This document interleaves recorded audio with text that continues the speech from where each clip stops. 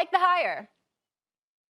I love the hire. I think it's exciting for Notre Dame. I think it keeps some continuity with him being the defensive coordinator there. You think about a guy who was a high school All-American, a big-time college football player who was actually interviewed here for LSU. This is a guy that we wanted as our defensive coordinator last year, but the family, the culture, it all didn't fit. And to make enough of an impression at a school like Notre Dame as a young black defensive coordinator to get the job is huge. But even more importantly for me, when you walk into a locker room or you walk into a weight room and the players are there and the players react that way to you, that means something. That means they feel supported. That means they understand that they have a coach who's going to do everything he possibly can to make them the best player and the best person that they could possibly be. And that is what you want in a head coach. That is what you want in the leader of a university. And so kudos to Notre Dame. Congratulations to Marcus Freeman. I think this is a huge hire. I think he's a big-time star in the making and coaching. And now Notre Dame might have his coach for the next 2 decades. On a lighter note, like I said, we totally agree, Ryan, and I won't, I won't dispute anything that you're saying. I'm brilliant because I know I'm not. I listen to those who are. And when it comes to football, you are, and that's why you can't really refute or debate me because I'm usually listening to you when I make a point. So that's how I win. But in all seriousness, that's right. In all seriousness, when it relates to a subject like this, Ryan, it hits me, and it hits me on a very personal level because one of the things that I've unapologetically been about.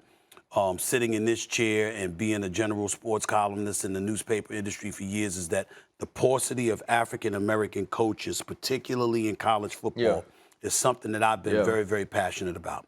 And the reason why is because you're more so than in any other sport, you're asking them to be leaders of men because of all that comes with being required, all that's required of a football player and the sacrifices that they have to make in pursuit of excellence, not just on a football field, but in the classroom as well, in terms of their behavior, how they conduct themselves, and all of that other stuff.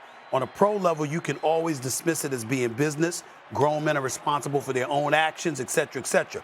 But at a college program, you're looking at the leadership in place and the level of influence that they have on the young minds in terms of judging what level of excellence they may bring to the table or lack thereof when you're looking at head coaches.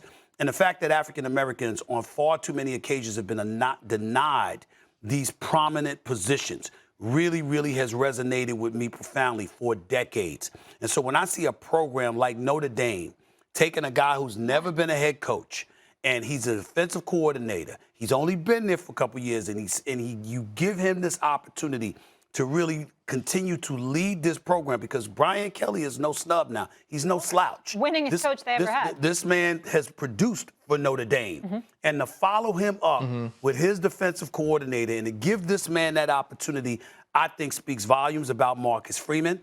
I think it speaks volume about the Notre Dame program and its athletic director. Let's give him props. And nobody's going to be rooting for Marcus Freeman more than me, because if he succeeds, at Notre Dame on a Brian Kelly level or takes it another notch, you have any idea what opportunities that's going to open up for African-American coaches in the world of college football? It could very well change the landscape. This is an important hire, and I'm proud that Marcus Freeman got it. Absolutely.